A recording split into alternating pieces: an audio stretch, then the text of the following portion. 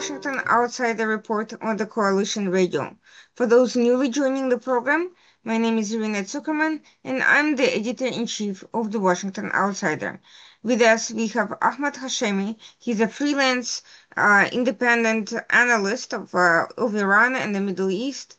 We'll be discussing uh, a topic related to Tehran and its projection of power, and the question that is plaguing many right now, whether or not Tehran's hold on the international institutions, whether Iran's empire is crumbling, whether the damage done by recent developments is irreversible, and whether what we are witnessing are death throes of desperation, or whether Iran can still survive and come back to fight another day, particularly in the context of its international alliances with the China, Russia, North Korea axis.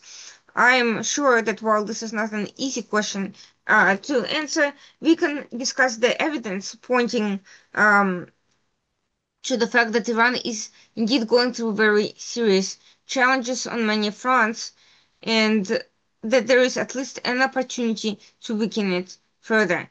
Thank you so much for joining us today. Before we delve into the heart of discussion, could you tell us a little bit about yourself and how you've come to be involved in this field? Thank you so much, Irina, for this opportunity to discuss the latest situation, the latest developments concerning Iran. When I was in Iran, like anyone in Iran, well, I had aspirations for change and reform in the country, and I believed in the reform movement when it started in late 1990s and early 2000s. And like most of the other students at that time, while I was studying, I joined the reform movement. I believe that the change is possible within the current system. But I was disillusioned, I was disappointed, and the system, the structure, the regime showed once again that it is not able to reform itself. It is a primitive government, it is a regime, it is a political structure that belongs to the Middle Ages.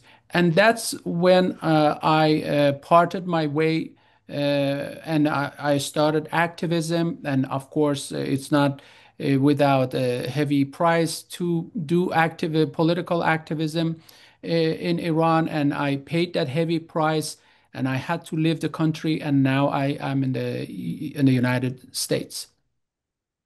Thank you so much. We are seeing that within the last few months even, but definitely within the past year, Iran has gone through many challenges. Hezbollah has been significantly diminished by the death of Hassan Nasrallah through the Israeli operations. Houthis have suffered a recent very strong message again from the Israeli military. It may not have changed the structure, but it at least showed that there is going to be pushback from now on. Hamas has been likewise greatly diminished in Gaza, and even Iran itself has been not only attacked on its own soil, but showed that its entire counterintelligence structure is deeply flawed. Its nuclear sites are no longer impregnable, and it's even losing influence among its soft power networks abroad. The infamous diplomat slash intelligence officer Mousavian, who was backed by Princeton University, is no longer in that position. And many of the pro-Iran apologists have been ousted from the US government positions after the end of the Biden administration. So we are seeing that Iran is certainly has suffered very heavy losses. Whether or not that's enough to finish it off remains to be seen. For now, the regime leadership survives, and for now, it continues its nuclear program, its aggressive rhetoric, and certainly some of its operations abroad.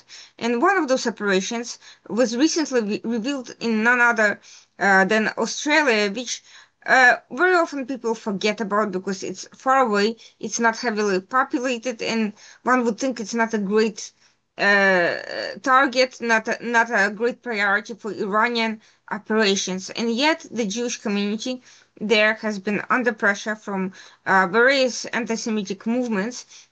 Most recently, we have heard that Mossad may have assisted the Australian authority with revealing an Iranian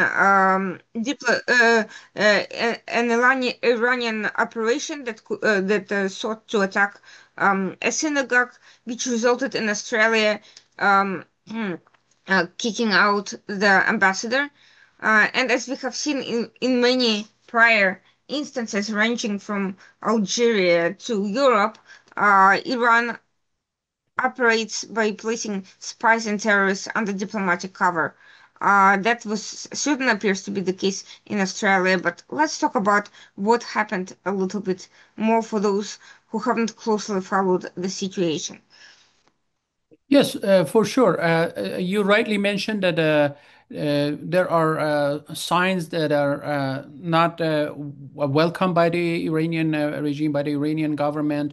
And I would go a step further, and I would call this as a sign of Iranian empire crumbling.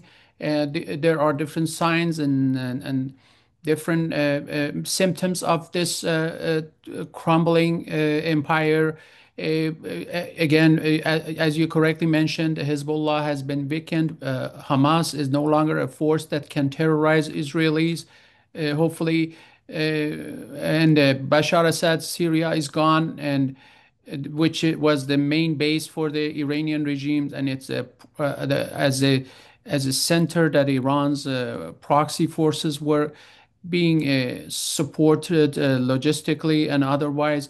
And Iran's nuclear program is gone. Its missile and its drone capabilities have been undermined, at least for the time being and for the near future. But when it comes to the situation in Australia, Australia kicked out Iran's diplomats rather. Ahmad Sadeghi, Iranian ambassador, the Iranian ambassador, and three other diplomats, last month ordered them to leave within 7 days, and then they had to leave. And this is the reason is the reason being Australian Prime Minister Anthony Albanese said in a statement that Australian security intelligence organization had evidence that Iran directed two arson attacks on Jewish sites in Australia in two cities, two at least two major anti-Semitic attacks, arson attacks, one in Sydney, another in Melbourne. These go back to 2024. So of course, this was mutual, and then the Australian mission in Tehran, they left Iran, Tehran, so and they will operate in a third country with regard to Iran affairs.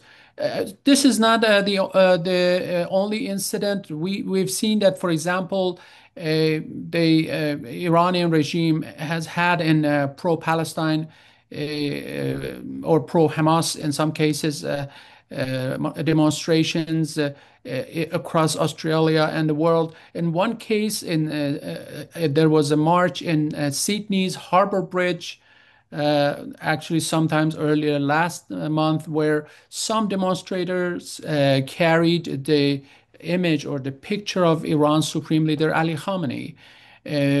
So these are some of the activities that Iran has done, some of the anti-Semitic activities that Iran has done in Australia.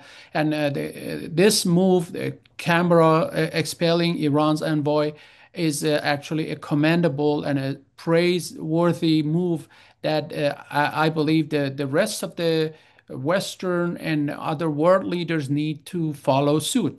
But Irina, with your permission, I would like to draw a broader picture when it comes Mhm. to Iran's foreign policy and Iran's diplomat. Again, I was working at Iran's foreign ministry at some point. Mhm. Then, of course, I was because I was not aligned with their ideology, with their Mhm. way of life, with their values. I was kicked out of the ministry and I had to leave my country. So I know a thing or two when it comes to Iran's, at least foreign ministry, how they function, what Mhm. are their playbooks, their guidelines. So I would like to mention two important points when it comes to Iran's diplomatic missions abroad, to Iran's diplomats. Uh, so one of them is that a lot of the so-called diplomats are actually IRGC Quds Force members, specifically those stationed in four Arab countries, four Arab capitals that Persian nationalists and Iranian regime they boast about their dominance over the Middle East, over the Arab countries, and we know those capitals: Baghdad, Beirut, Damascus, and Sana'a. Thankfully, this is no longer the case in Damascus after the Bashar Assad regime's collapse. Is no Mhm. longer probably even in Beirut with the changes that are happening. Will no longer be a possibility, but still Baghdad and Sana'a. And so the point number two is that a lot of these diplomats are not actually diplomats. In Iran, we in the opposition front, we call them diplo-terrorists. Diplo-terrorist is a portmanteau, a blend, a word, a combination of two words, diplomat, terrorist. Uh, because and we widely use it in Farsi because of their activities. And very briefly, I'm going to mention a list of some of Iran's well-known and undiscovered diplo terrorists because Mhm. there are a lot of them, but there's no enough evidence to kick them out of those countries, or the countries uh, are apologists or they try to be nice, work within the diplomatic frameworks. And for all those and other reasons, they don't want to kick out the Iranian diplomats. But in some cases, there are proofs that they are involved in terror-related activities within under the cover of a diplomat. One of the diplo terrorists or diplomat terrorists is Ahmad Sadeghi again, Iran's ambassador to Australia, uh, who was expelled in late August because of course, along with other three diplomats, because of what he was doing to with his involvement in arson attacks in Sydney and Melbourne against the Jewish centers, the synagogues. Another one, Sayyid Hossein Mousavian, we know he was an ambassador to Germany and a Bonn-based Iranian exile, Fereydun Farrokhzad, was killed when he was an ambassador. He was an outspoken critic of Iranian regime, Mr. Farrokhzad, and he was brutally murdered in 1992, only because he was opposing the regime. And then it became apparent that the Iranian agents working on behalf of the Islamic Republic and were in contact with the embassy did that. And it is really unfortunate that people like Sayyid Hossein Mousavian, with that dark history or background, come to the US and work for Princeton and other academic institutions.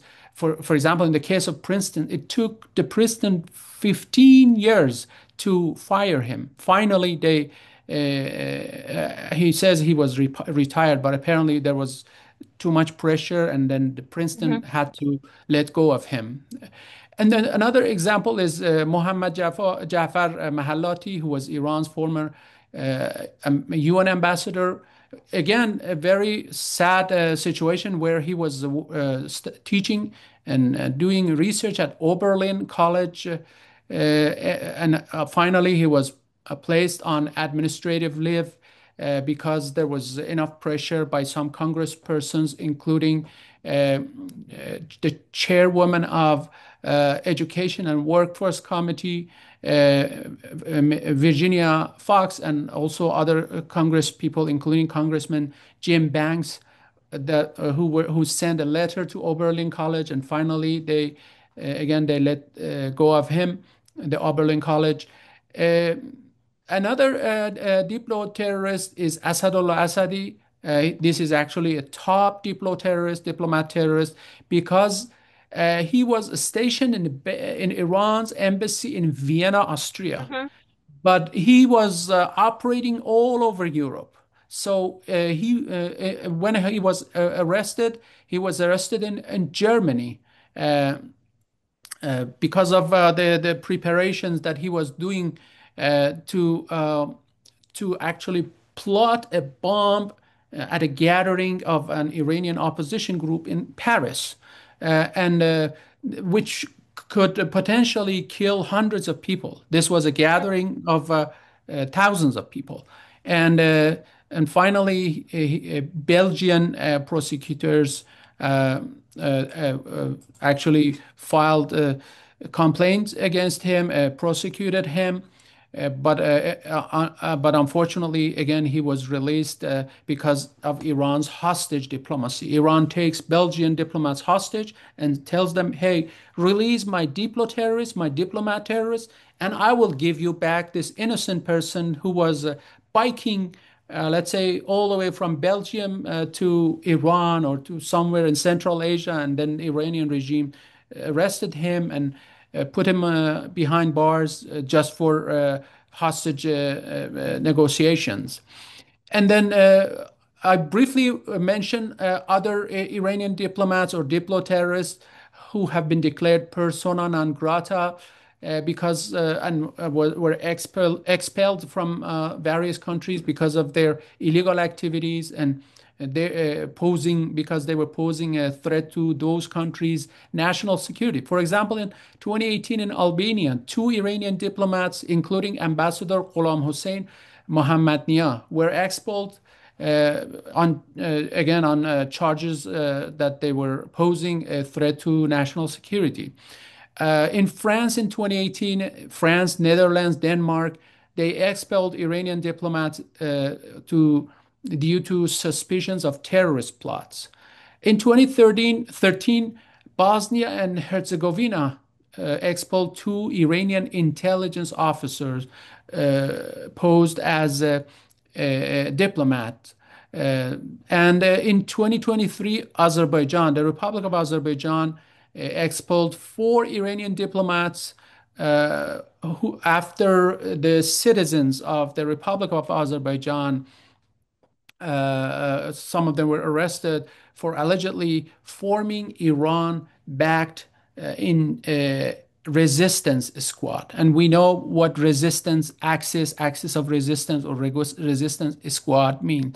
Maybe it is a fancy name, but what it means pro-regime terror proxies that target individuals, target and victimize innocent people. So these are just examples of how Iran operates. We need to understand in the West that yes, there is something called the Vienna Convention. Yes, there are different conventions with regard to impunity and inviolability of diplomats and diplomatic missions. But when those missions become the centers of conspiring and plotting terror, there need to be dealt with with the different sets of laws and rules and regulations. So it's very clear to me that Iran has exploited two things. One, the fact that Western countries have not yet put a ban on travel to Iran, which makes it easy to take civilians, dual nationals travelers, humanitarian workers hostage. The other is that they are still operating as if Iranian diplomats are regular diplomats that should be protected by diplomatic immunity and not terrorists who violate international legal norms. Why hasn't that changed? Why has Europe not expelled more Iranian diplomats? Why has there not been a systematic effort to identify uh, terrorists who are operating under diplomatic cover more systematically and in a more organized way between US, European countries, Canada, Asian countries, friendly Asian and Middle Eastern countries? Why this tolerance for the Iranian manipulations? What has Iran have to offer at this point? Its economy is in shambles, and it has been even before these recent developments. Now it's also weaker. Why is everyone is still throwing Iran a lifeline? That's an excellent question to ask the Western diplomats, the Western leaders. But it's very unfortunate that, as you rightly mentioned, they are cooperating with this regime, with this system, and they are applying the same rules of engagement with the Iranian regime as if it is a normal country. It is not a normal country. The exporting of the export of the revolution, the revolutionary ideas, the export of terror, death, and destruction is in their constitution, is there in their DNA, and they should not be treated as a normal country. Iran, the Iranian regime under the clerics, the fanatical Shiite clerics, is not a normal country and it needs to be treated differently. Unfortunately, Iran uses the extortion, the hostage diplomacy, even some senior officials like former IRGC commander Mohsen Rezai mentioned that we can run the country by taking hostages. If we can, if I'm not mistaken, in the last round of presidential election, which he was not election, it is a sham election anyway. But he said that I will run the country by taking, let's say, hundreds of Westerners hostage and then releasing them one by one by demanding, let's say, millions or billions of dollars. So look at the mentality. And unfortunately, I should admit that this hostage diplomacy is working. They have been able to, I don't want to mention the numbers because I don't know them off of my mind. I don't want to give you wrong numbers, but they have released, let's say, billions of dollars or millions, if not billions, in this hostage diplomacy situation. We have in the U.S. Not in U.S. Constitution, but in U.S., let's say, laws or directives, let's say DOD, the Department of Defense. Now, apparently, President Trump is changing it to Department of War. But we have directives and regulations that it says the U.S. government does not negotiate with terrorists because Hmm. this will embolden them. If you negotiate, sit down with terrorists, first of all, you legitimize them. Second of all, you encourage them to be in parity with you, to be in your Sure. counterpart, and then this will encourage this vicious cycle. Take hostages and release them and get paid.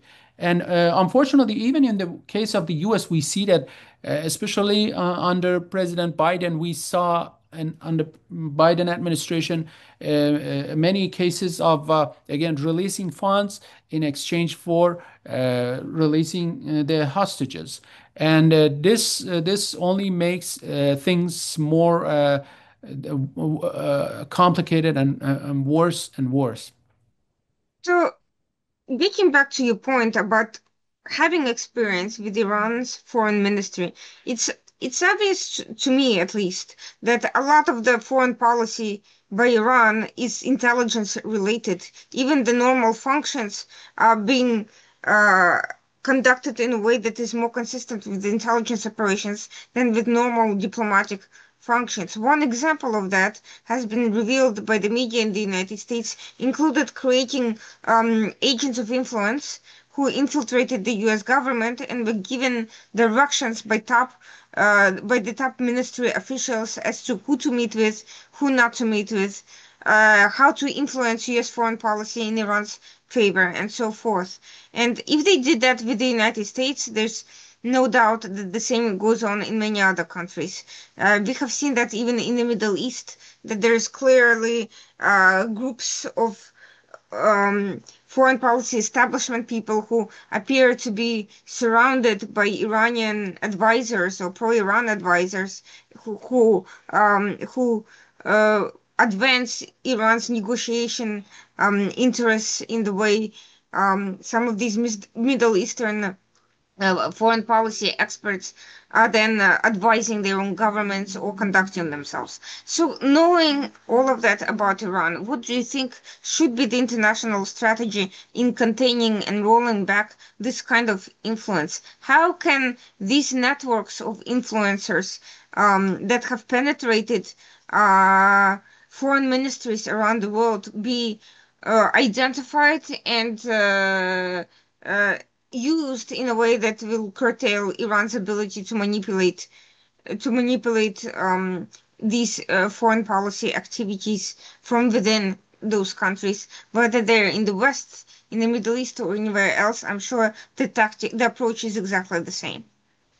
That's an excellent point. Of course, we in the United States need to roll back Iran's influence network, influence channels, agents of influence. We need to track them down and find them and counter them.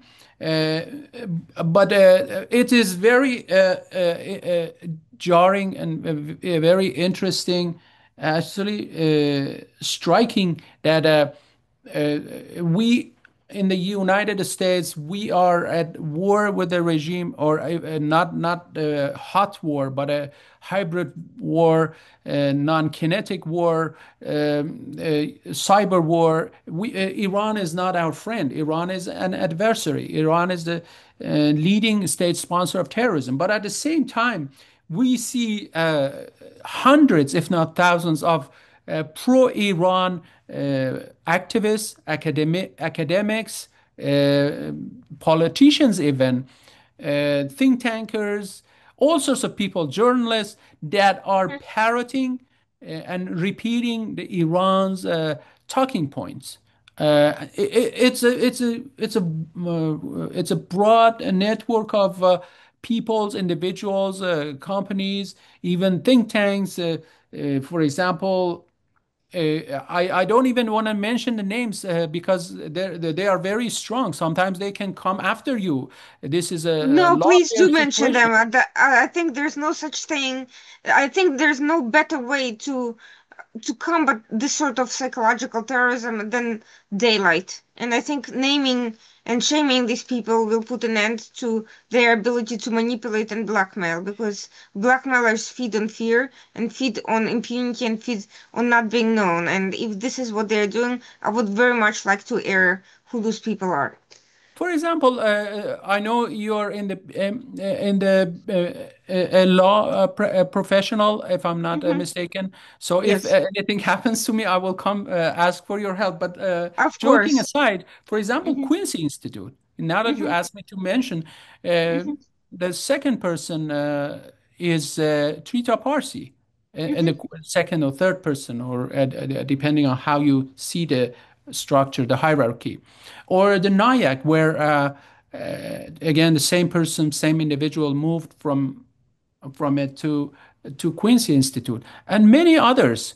If you listen to their talking points, there is zero difference between what you can hear from Iran's foreign ministry spokesperson and Hmm. from these individuals in U.S. think tanks, in U.S. academics, academia, U.S. institutions. Again, I mentioned two diplomats, the so-called diplomats uh, who were working up until recently in some of the most prestigious U.S. Institutions. And if you listen to their media events, their conversations, it's 100% what you can hear from the foreign ministry weekly news briefings and conferences, which used to happen on Mondays. So same thing.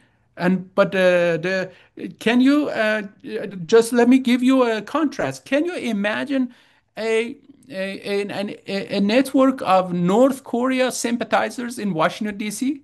It's mind blowing. It's impossible. You cannot imagine that. Can you imagine a think tank, a network, as you mentioned, influence network, influence agents of influence from China? I'm not saying they don't exist, especially for the case of China, of course.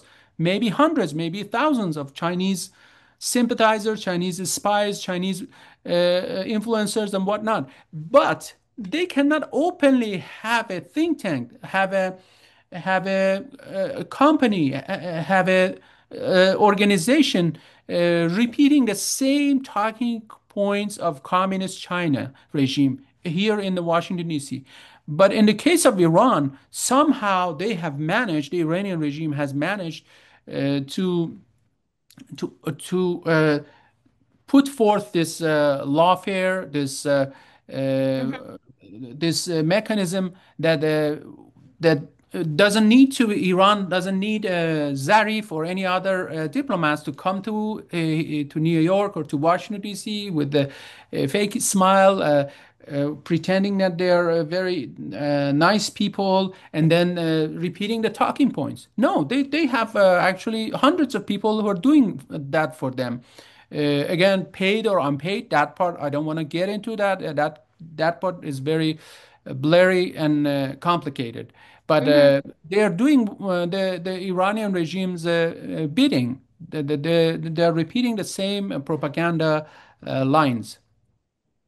No, I find it very interesting that even though Musavian and a couple of his other colleagues in other places have been ousted, they have not been arrested, they have not been investigated, they have not been expelled from the country. What's even more interesting is that Princeton, MIT, and some of the other universities hosting these people had received money from Iran-backed foundations in the past.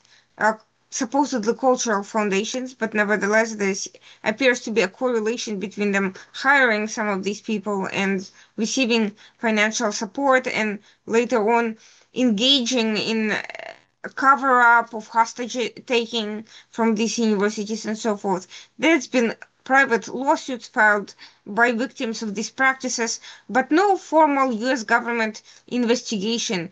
Even as Trump is fighting the academia and about anti-Semitism and so forth, there is no counterintelligence type investigation into foreign funding from hostile states that are uh, using these universities not only as for academic influence but also as recruiting grounds for intelligence and obviously as places for to influence policy as well. Uh, I find it also curious that the Quincy Institute, despite its very clear adherence to this ideology, is also under no sort of pressure or investigation, despite the actions taken against Iran proper by this administration. So I wonder how much whether the Iranian propagandists and foreign ministry officials have come to realize that they need to not just focus on the Democratic Party and its functionaries, but to create a bipartisan approach and to fool more people through different means. So have the Iranian tactics shifted once the Republicans come back to power? Are they now able to reach the administration through isolationists and supposedly anti-war people? Is that how they're influencing this policy to be less hardcore, at least domestically? Because other than that, internationally, there's been a slightly increased tendency to, for instance, designate IRGC and the terrorism. Australia was the latest country to announce that they'll be making that move. And yet, when it comes to the most important part of Iran's international campaign, the information warfare front, there seems to be almost no change. What's up with that? How are they able to penetrate even the circles that are supposed to be opposed to them? In the case of Iran, it's very complicated because the government, the Iranian regime, funds and finances the students who come to the U.S. I'm not saying that, of course, as a person who comes from that country, I'm not saying that we should vilify or criminalize everyone who's coming from Iran to Hmm. study. But it's of course it's good to investigate their background. It's good to know who they are, what they are, what at least we can get some information that are collect some information that are available online and to the nowadays on social media and whatnot. Let me give you one example. When I was studying in the master levels at Iran's School of International Relations, which was affiliated with Iran's foreign ministry, one of my instructors, his name was Abbas Maliki. Abbas Maliki is a used to be, maybe he still is. He was at MIT. He was doing research, maybe some teaching, things like that. And the very same person is a former deputy foreign minister of Iran, and he's a fanatic when it comes to his views. He is the son of a grand ayatollah, a radical Shia cleric, and people like him. Again, I gave you other examples, and you're maybe even better aware of those cases, Oberlin and Princeton and others. So I don't know what the FBI is doing. Maybe it's not my job to tell them what to do, but a simple background check, a simple investigation of uh, who they are, what they are, how they are being funded and financed. It will go a long way. It will reveal a lot of details that would be good for U.S. National security. But unfortunately, those steps are missing when it comes to again individuals like Abbas Maliki and others that were being and it's not only them. It's not only the let's say the main major figures that are affiliated with directly or with the Iranian regime or have been the senior officials. We see, for example, the Middle East department, the Middle East studies of universities, of colleges, of think tanks. I personally know a lot of them who are regime sympathizers, and then Hmm. they are the head of that department. Again, I don't want to name the names. They are more equipped with let's say with the lawfare, I mean legal means and others. I don't want issues.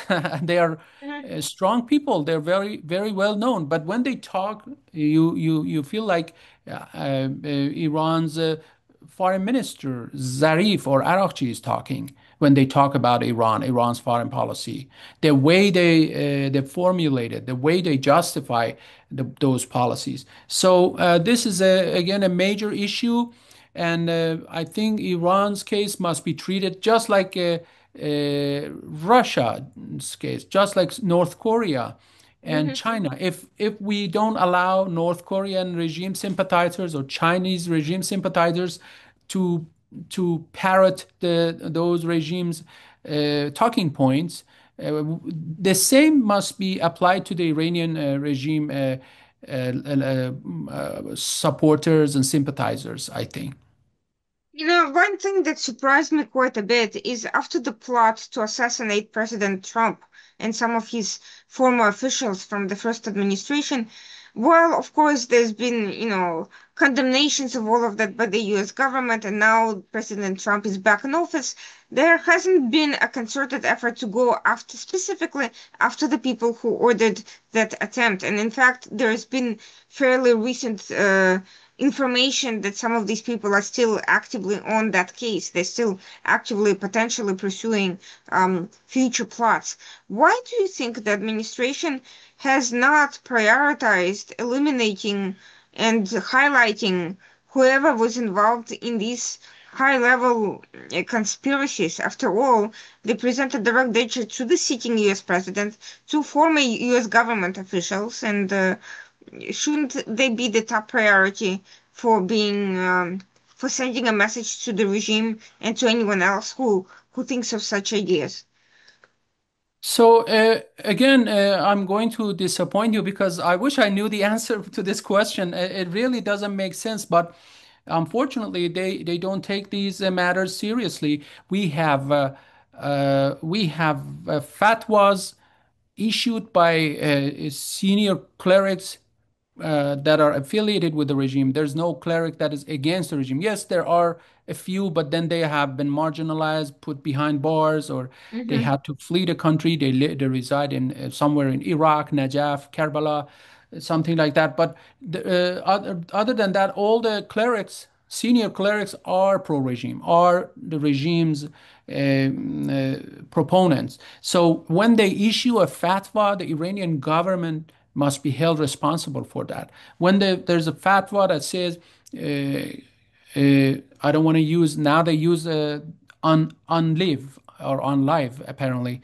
I don't want to use the word like killing or anything like that because of social media reasons. But yeah, they actually promote him to be unalive, the president of the United States, and these threats must not be taken slightly. And Iran, whatever representation Iran has in the U.S., or at least Iran has an interest section in Washington D.C. Iran has a mission in New York for UN purposes, and they need to be summoned, and Iran needs to be held accountable for those threats. But I haven't heard of any measures, even with the Republicans, even with the MAGA Republicans, when it comes to those threats. And sometimes I see that, for example, even the protection protocols that were in place for, let's say, John Bolton and Mm-hmm. others, and Mike Pompeo, President Trump, because he has disagreements with them now, he has gotten rid of them. And yeah, there's no measures that are taken against those threats. To what extent do you think Iran is taking pressure against it seriously? Meaning, moving now back to the issue of the snapback sanctions, we have seen recently that the Europeans tried to give Iran one last chance at a lifeline. UK, France, Germany have tried to persuade Iran to allow inspectors to view the nuclear program and to allow some sort of, coordination in that regard. And Iran made generic comments that they would be willing to come back to the table with the US under necessary conditions, but at the same time did not exactly do anything that would have prevented these countries from returning to the snapback process.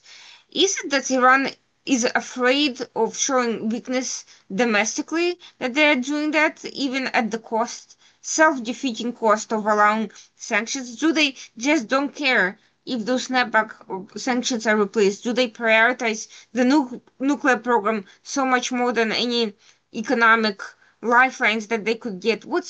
Why is this? Why is it so much less dramatic than one might expect, given how important um, all of this is for the regime's prosperity and ability to function on the international stage? Yes, they have prioritized nuclear weapons, having access to nuclear weapon Hmm. technology over anything else, over Iran's future, over its prosperity, over its economic well-being, and that's why, of course, they are concerned. Of course, they are Mhm. concerned not because of the economic well-being of the people in Iran, but because of the implications of the consequences of this snapback sanctions that have been that the process has been initiated, but by E3 or actually three European countries, France, Britain, and Germany, because the consequences are the stakes are so high for the government, for the regime. We already see the protest movements now more frequently, let's say since 2018, 19, and then we had this 12-day war, and of course the security situation was so intense. More than 700 citizens were arrested on espionage charges. They were called Mossad mercenaries, and this Mhm. is a very heavy accusation. Espionage in different countries is treated differently, but in Iran, it's a crime punishable by death, Mhm. capital punishment implemented Mhm. for those who Sure. are spies. So this is a a big step that prevents people from taking to streets after the 12-day war. A big deterrent, let's say. But we again we are seeing that now that recently the protest movements are not coming from the middle class, upper middle class neighborhoods, let's say in Tehran, but from the impoverished regions that Mhm. have now have no water, no electricity, no bread on the table, have nothing to lose. That's why they are taking to streets into streets, even though they can be punished by death for being labeled as a Mossad agent or something in that line. Uh, so yes, it's going to make the life not, of course, easier for the regime, and Mhm. it's going to make the life harder for the ordinary Iranians. But the regime hopes that they have. Apparently, they claim that they have uh, stored the for more than 400 kilograms, 800 plus pounds of enriched uranium in somewhere safe at a safe Mhm. house or at a storage, and they hope that they at some point they will be able to set up those systems, the centrifuges, and the 60% enriched uranium they can enrich it to 90%, which is a nuclear bomb grade enrichment. And that's their hope. And then they can have the upper hand in the region. And they hope that they will match Israel's military supremacy, military hegemony, and they can start threatening Israel, threatening Arab nations, especially the ones that want to live in peace and Mhm. prosperity, including the UAE, the Bahrain, which have Mhm. understandings, Abraham Accord with Israel, and others, including Mhm. Saudi Arabia and the rest of the region, which are fed up with wars and conflicts and internal strifes, and they want to live under better conditions. So that is the main reason why Iran is doing what it is doing, because the nuclear the snapback for sure, and then the return of the uh, sanctions are going to make make life harder for them and for the people and for the regime, of course. Now, interestingly enough, an Israeli report recently indicated that Iran, the regime, could be close to collapse. And this was the case even before the strikes, and now it's even closer to that than before Witkoff tried the diplomatic route. And there were similar reports before. Now it seems to be even closer. And there is an indication that there could be a civil war, primarily over power among various regime factions and so forth. To what extent is anyone taking this report seriously? Are there any preparations on the way to prepare for such a possibility? And how can the US and others take advantage of this information? Again, excellent question. So I personally don't think that Iran is on the verge of collapse in any Hmm. time soon. It is it is grappling with a lot of economic and political crises in the country. But if we are serious about the regime, about countering the Iranian regime, I believe that we need to support because we have gone through, as an Iranian society, they have gone through reform movement. I was part Hmm. of it, and Hmm. it didn't work. We thought Hmm. that non-resistant, non-violent resistance and peaceful protests and all the other methods that were tried, let's say, in Eastern Europe, Hmm. the solidarity movement in Hmm. Poland and other movements in Czechoslovakia and other places, and or even Mahatma Gandhi's nonviolent movement in India and other movements that are not militant will lead to regime to back down. But we were wrong. Neither the reforms were real and authentic. They were just the regime created this illusion that a certain section is reformist, Hmm. wants to change, Hmm. another section is principalist or conservative or ultra conservative or whatever. And we bought that. We in Iran in again late 1990s, early 2000s, a lot of people believed in that. Millions of people were part of that movement. But then they realized that no, these are all these the so-called reformists and others, the ones on the top are the regime's people and the part of the establishment, and they're just deceiving us. They're wasting our time and energy. So that was the reform movement. And then we had massive protest movements, including Masa Amini movement and others, nationwide. And most provinces were involved in that. Again, it didn't get anywhere because, Hmm. for example, again, let me give you an example of North Korea. And in North Korea, most of the people are most likely they are not happy with their situation. They are Hmm. starving. They're not free. But there's nothing they can do.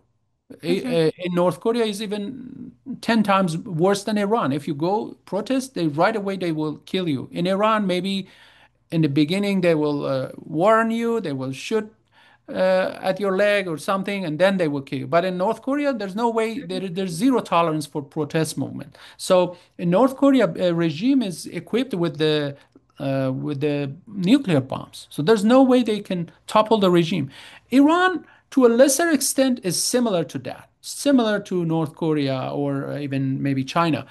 People have done their part. People uh, have conducted, have carried out uh, massive protests, anti-regime protests, and these movements have borne no result because the regime again is equipped to its teeth with the latest repression technology. Some of them it imports from China. There are Hmm. this cameras, CCTVs, and other AI assisted systems that the facial recognition systems that they put in the main squares in Iran, in Tehran, elsewhere, and they and they go after the protesters and find them, recognize them one by one, and put them behind bars and whatnot. So that is the reforms hasn't worked, the protests hasn't worked, and the regime change is not feasible, is not possible because Israel doesn't have. In order for us to have a regime change, we need the boots on the ground, the soldiers, the military, the troops.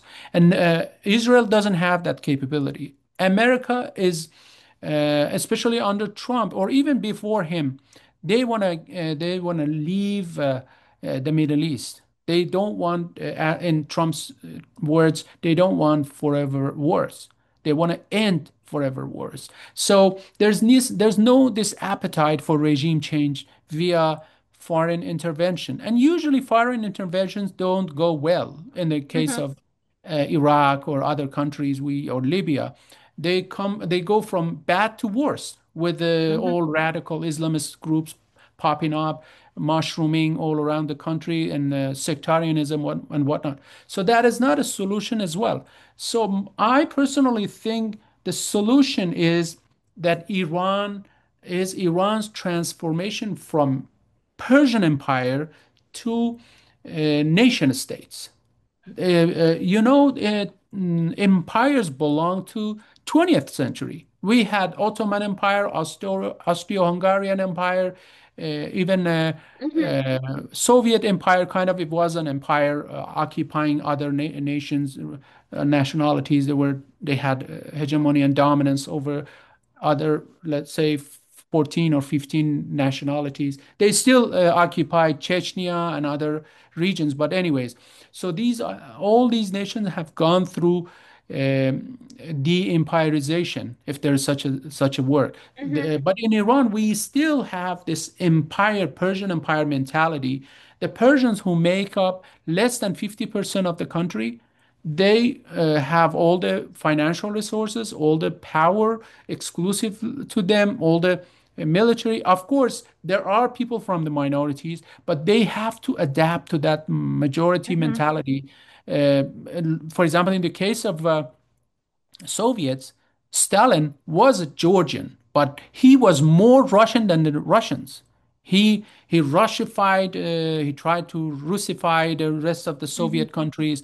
So in Iran too, we have people who are of Azerbaijani descent or of Kurdish descent, but they deny their identity, ethnic Mm-hmm. identity, and then the government allows them to get promoted as long as you Mm-hmm.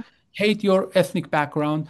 Sky's the limit, and you love the regime, you love that ideology, you can be promoted. So I believe the solution is that the Western world, the Israeli government, for example, we see that the example of Druze. The Druze, if it were not for Israel's air support, the Druze militants were not able to stand up against those Sunni extremists who were coming to slaughter them. Sure. We need the similar solutions for Iran. We have Azerbaijanis, South Azerbaijanis, they make up the largest ethnic group. And then we have Kurds, Baluch, the Arabs, and others who are treated as second-class citizens. And they are more than willing to take up the weapons, and fight against the regime. I believe that is the only solution for this evil empire, the Persian Empire, that has repressed its own minority groups, as well as wreaked havoc in the region, in the Middle East and beyond. So as long as we can have air coverage in the border provinces, because most of the border provinces in Iran are dominated by the ethnic minorities. In the Sure. northwest, we have Azerbaijanis. Then in the west, we have the Kurds, and then southwest, we have Arabs and others. As long as we can have the same umbrella of support, similar to Druze, then people can have their own militant groups, and then the militant uprising, then they'll start to take control of their regions, and then the Persian Empire will be limited to the central areas. And that way, we can diminish this Mhm. evil empire's influence and malign activities in the region. But Oh, we are here. not there yet. Hopefully, in the Mhm. West, in Israel, I see, for example, in Israel, much of the focus is on the Mhm. monarchist opposition. And the monarchists are not the solution. They are part of the problem because they believe in the greater Iran ideology. Greater Iran is it's called Iran Shahr, or so they believe that the whole region was True. once ruled by the Persians, and they have to revive that empire. It's very similar to Lebensraum ideology, Nazi Germany's Lebensraum, which meant living space, or in Vladimir Putin's doctrine, they call it Ruski Mir, or the Mhm. Russian world, and they believe that this expansionism is a must, is mandatory for their civilization to survive. And that sick Vladimir Putin Russian nationalism, or sick Nazi German nationalism, that was the main ideology. That is the ideology. And in Iran, we have Iran Shah. Doesn't matter if you are Islamist or you are a secularist. If you have that mentality, there cannot be peace in the region, because the problem with the monarchists is that they are Persian chauvinists. They believe that all the minorities in Iran need to be Persified, to be Persian, to be Shiite, to be everyone should speak the same language. No minority languages, no minority presence, no minority identity. And that's a recipe for civil war. That's why when I see, for Mhm. example, the Israeli government uh, recently, again, it wasn't the Crown Prince Reza Pahlavi, but it was his advisors who went to Israel at an official trip, had an official trip to Israel. I think it's very important for Israel and the West and in the U.S. to understand that the monarchists belong to the age of empires. We don't need a monarchy. We don't need from the clerical dictatorship to move from clerical dictatorship to a king. We don't need kings and dictators. What we need is diversification, is decentralization, and respect to all the ethnic groups and nationalities within Iran, and respect to the boundaries of other nations, including Israel, Gulf Arab countries, and the rest. I think that what we need that, and then we have uh, Ben Gurion doctrine in Israel, which allies itself with non-Arab governments, because the Arabs used to be hostile. Now, of course, we need Ben Gurion point 2.0, which Mhm. means a lot of Arabs are no longer hostile to Israel. Saudi Arabia, UAE, Mhm. Bahrain, and others, or maybe Morocco and Jordan and others.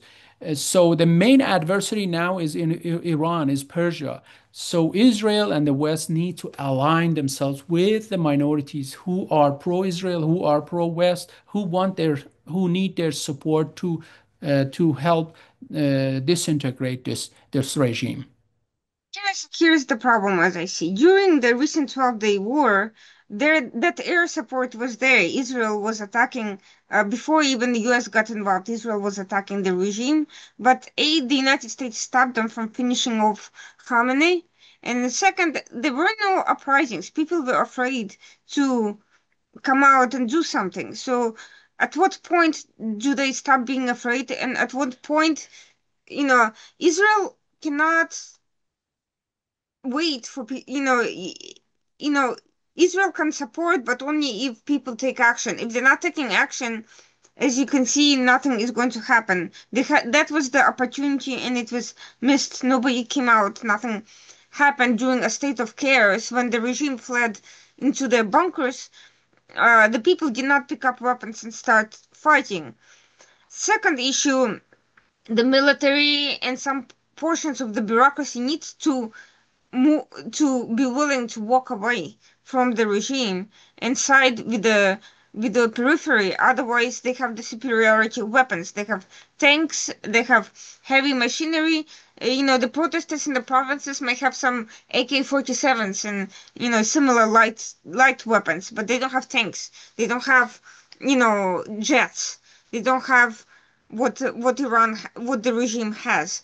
So that's another practical problem of how to coordinate that effectively without being immediately suppressed. How do you get some of the regime to be willing to not pick up arms? How do you get the military to side with the protesters against the regime, or at the very least split enough to cause an opening and chaos? That's logistics. And the third point, the support for Reza Pahlavi is not just in Israel. The Saudi policy supports Reza Pahlavi even if unfortunately. most people are disappointed with him. And if you talk to individuals in Saudi, nobody believes in him. But if you talk at the official policy, this is who is being supported with money. So long as Reza Pahlavi has this financial backing and he has somebody who sides with him for whatever their reasons are, he will That's have correct. he will have the front of appearing to be the unifying leader, which is what is the typical mentality in the West. You need somebody who can unite everybody against the current threat, regardless of what happens afterwards. So, is there such leadership from among other resistance movements who can provide an alternative to Reza Pahlavi? The problem is, if there is such people exist, nobody knows who they are. The Arab resistance leaders are in prisons in in Europe.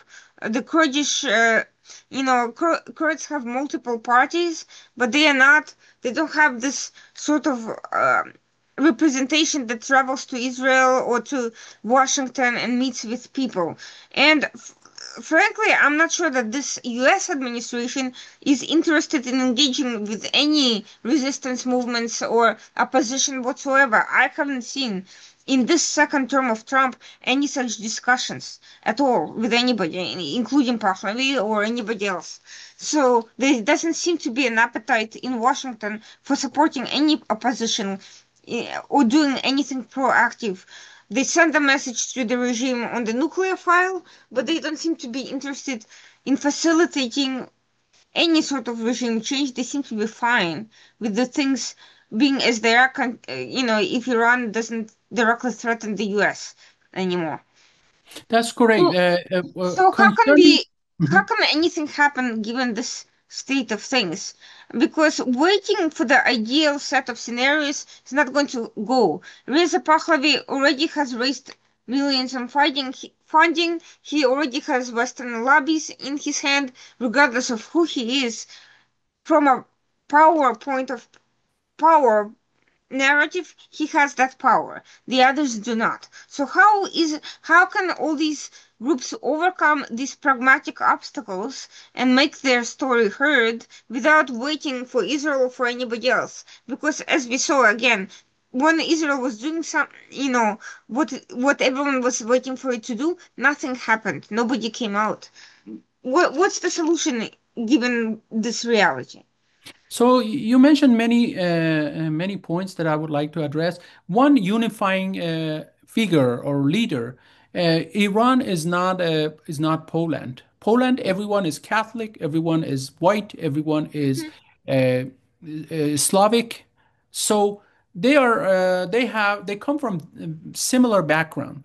It's easy if people oppose, let's say, communism. It's easy to find even let's say a plumber. I don't know what exactly Lech Walesa was doing, or what maybe I'm mistaking him with the Czechoslovakia movement. But anyways, a plumber, a worker union leader could easily be lead that solidarity movement.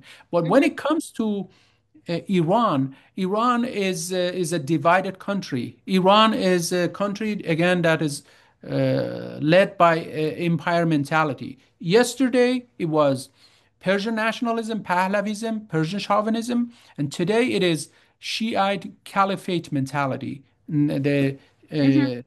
expansionist, both expansionist men. We don't need a unifying leaders because we do not have. When there's Mm-hmm. protest movements in Tehran, because they have in Persian heartland, they have different concerns, they have different Mm-hmm. priorities. We see that in most cases, nothing is happening in provinces because they have different sets of priorities. They don't see the Persians as their they don't see their concerns as the Persians' concerns as their concerns or their priorities. That's why we cannot have a unifying leader. Reza Pahlavi, at best, he represents some section of Persian mainstream Iranian society, some section of it.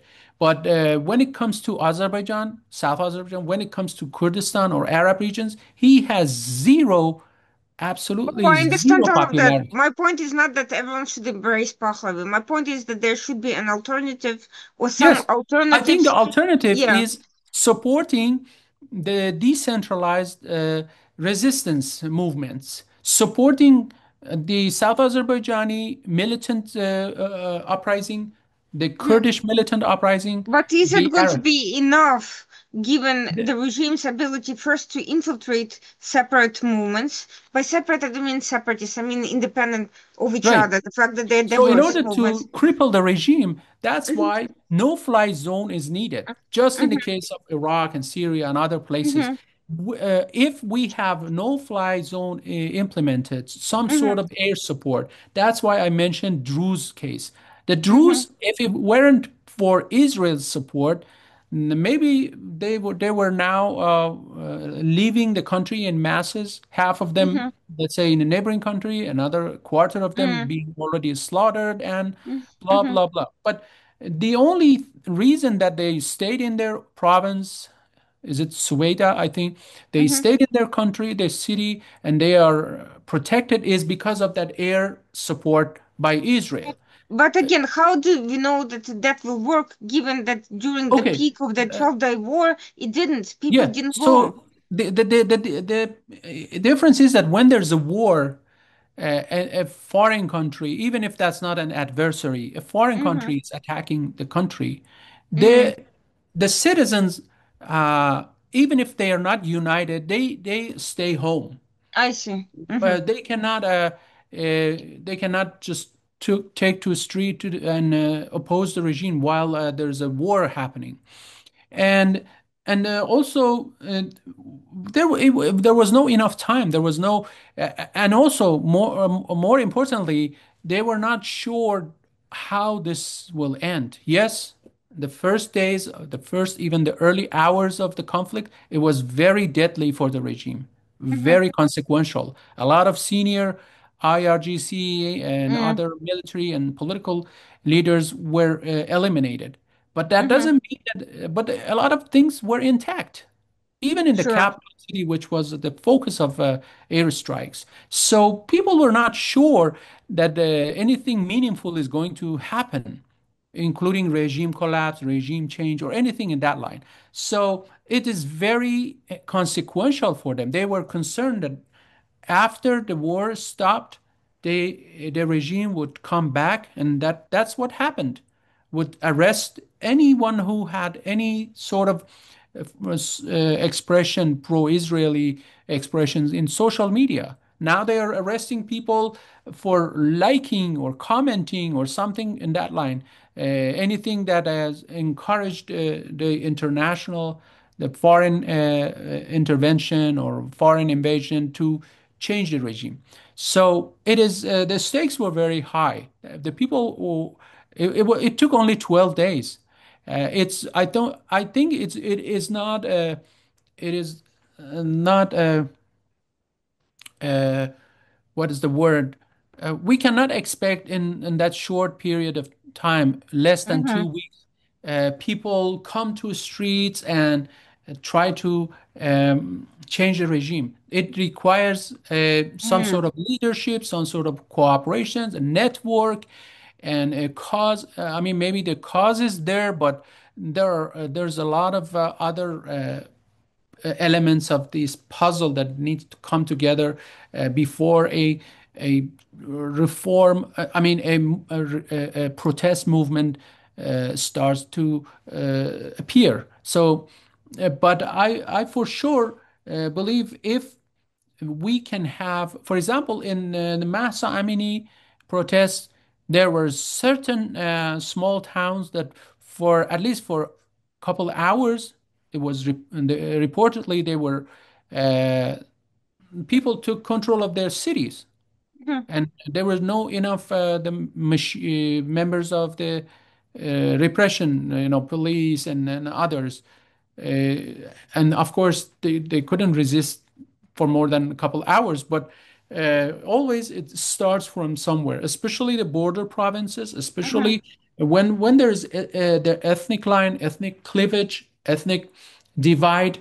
That's an opportunity. I think mhm, that's where the focus of the US diplomacy, the Saudi money, the Israeli military should be. The focus should be on the ethnic divide, which allows, and then ethnic minorities, because they are repressed, they have more sympathetic feelings towards the West. They see the West totally differently than the Persians. The Persians, they maybe go to Tel Aviv and Jerusalem and have a photo op and say mhm, a lot of pro-Israeli rhetoric, but whenever you talk to them privately, they see Israel as a big threat to Iran's unity and territorial mhm, integrity and whatnot. They think they express it. Some monarchists, not Reza Pahlavi himself, because is in different. He has a different status and certain mhm, restraints and limitations. But other monarchists, when the 12-Day War happened, there were there was big uproar among the certain monarchists, and even they divided into two. They said, "I am patriotic. I am against any foreign intervention, and we are against Israel. And so on and so forth." Uh, so I think there are a lot of nuances, but monarchists for sure, they see Israel, they see the West. No matter what they say in public, they privately see them as malign forces and as a threat to Iran's greatness. They they keep saying that make Iran great again, make Iran expansionist again, mhm. make Iran empire again, and they believe they even the Mediterranean shores, Eastern Mediterranean, Israel, Palestine, I don't know, Syria and others, they are historic Iran, historic Persia. Persia had a foothold there for, according to them, for hundreds or thousands of years, and that's Iran's natural right to expand and include those parts in Iran's territory. This is the mentality of the majority of if not all of the Persian nationalists and monarchists. But they don't say it, especially when they speak English. They don't say it to their Western audience, to their Israeli counterparts. They have a totally different uh, talking points when they see them.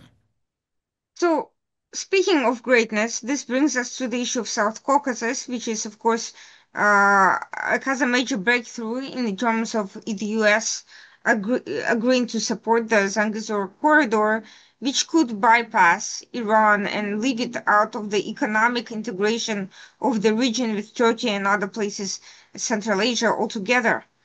But that is one possibility. The other possibility, of course, is Iran, for pragmatic reasons, decides to participate in that and involve itself in commercial trade and not be left out and not be isolated. What do you think is actually more likely to happen? And how can we look at these two possible different scenarios? Iran is isolated or Iran becomes integrated without, by the way, changing its official, ideology and position. And how should US and others prepare for these two scenarios? So I think the opening of the potential opening, the future opening of this corridor, Zangezur corridor, or Trump corridor, as he prefers to call it, or trip, Trump route for peace and Mhm. prosperity, if I'm not mistaken. Uh, this is a major blow, major geopolitical blow to the Iranian regime, because they were the only time that Iran uh, put its troops, its tanks, its military um, equipment in the border of in a neighboring country was with Azerbaijan. When the in the initial phase, Azerbaijan was discussing with Armenia and others the Zangezur corridor. Iran is more opposed to Zangezur corridor than Armenia. Mhm. So because of different reasons, Iran, first of all, Iran is does not believe in a win-win game in Mhm. diplomacy, in Mhm. politics, in economy. The Iranian regime believes in zero-sum game. Zero-sum game is when a country's gain, for example, Iran's gain, is uh, equivalent to another country's loss. If Iran is gaining, other countries must lose. Iran does not believe in an idea, the Iranian regime, that you can win, I can win. Both of us can be winners. So this mentality has shaped Iran's foreign policy. That's why Iran, when it comes to Zangezur corridor, Iran did not say that, hey, I want to join as well. I want to be part of that as well. Iran uh, wholeheartedly opposed the idea of a land connection between two parts of Mhm. Azerbaijan, which was available before Stalin and Nakhchivan and Azerbaijan, the Mhm. mainland and then the exclave were connected. But Iran believes that uh, this is this is a main blow to its influence, to its financial resources, because when Iran had exclusive route for two parts of Azerbaijan, Azerbaijan proper and the Nakhchivan exclave, Iran was making tons of dollars, money, and even it was using as an extortion Mhm. system, as an extortion mechanism against the Republic of Azerbaijan. And but now that Azerbaijan doesn't need Iran's territory to have access to Nakhchivan, its exclave. Now, Iran is going to lose all those geopolitical leverages, all those uh, transit fees that Iran was imposing on not only Azerbaijani trucks, but the trucks from Turkey and other, mostly from Turkey, that were going through Iranian border to Azerbaijan, to Central Asian republics. So now we have a totally different geopolitical picture.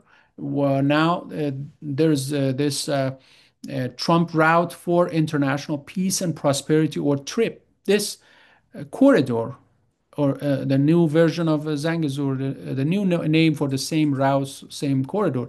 This is this maintains for the U.S. A 99-year contract, and let's say a concession and a development of this corridor, which diminish Iran's influence. And then this is not an isolated event when it comes to Iran's diminishing influence. This Mhm. is just one example in a different series of Iran's diminishing influence. Again, as you mentioned it before, in Syria, Iran's main ally Bashar Assad has gone, and Lebanon, the Mhm. Hezbollah's position has been severely weakened. But the greatest blow to Iranian regime happened in June 2025, 12-day war with Israel. It exposed Iran's military vulnerability, and even Iran's missile and other missile and drone capabilities. They were the flaws that they had, and the deterrence posture that Iran was presenting, all Mhm. gone with those with that 12-day war. And that's why we should have the holistic picture when we talk about Iran's diminishing influence. It's not only Zangezur, it's all of this, and this is actually shifting the balance of power significantly against Tehran. So uh, Iran is now dealing with diminished proxy influence, diminished regional influence, and then now it has to come focus inward and deal with economic strains and political restrictions and the potential risk of instability uh, and reordering of the region's balance of power. Iran, one might say that is no longer one of them, even though it still has is able to exert certain influence, a malign influence in the region, is no longer a major adversary when it comes to, let's say, regional countries, to Israel and to the U.S. It is it is focused inward. It is trying to gain those deterrence capabilities again. It's talking with China, with Russia. Was disappointed. Iran is disappointed with Russia, but still has hopes that it can gain some. It can get certain, obtain certain weapons, especially when it comes to its air power from China. But it remains to be seen if Iran will be able to get those, um, s- let's say, certain fighter jets that Iran wants to receive from China to Mhm. kind of restructure its air air deterrence that is right now for the time being is fully destabilized, fully gone after the 12-day war. So these are all events that show that Iran is no longer a major threat. Uh, it is still a major threat, but it's no longer a major, let's say, force, a Mhm. major military or geopolitical force. We see the rising influence of Israel, Turkey, maybe some Arab Gulf countries, while Iran's posture is declining. Thank you so much for these insights. And indeed, the geopolitical shifts are creating great opportunities to uh, further erase and diminish Iran's influence, to deprive it of its regional backing, to declaw the remnants of its proxies in Lebanon. I hope the Lebanese government receives both the pressure and the backing it needs to finalize the disarmament of Hezbollah, and that turns out to be not to be just another, conversation that leads to nowhere. I hope the West and the Middle East capitalize on these opportunities, not to give Iran yet another lifeline in the terms of military or political or economic support, but to um, actually put pressure to remove its influence. And we are seeing that to the extent Iran continues its operations abroad, in some cases, they are actually backfiring.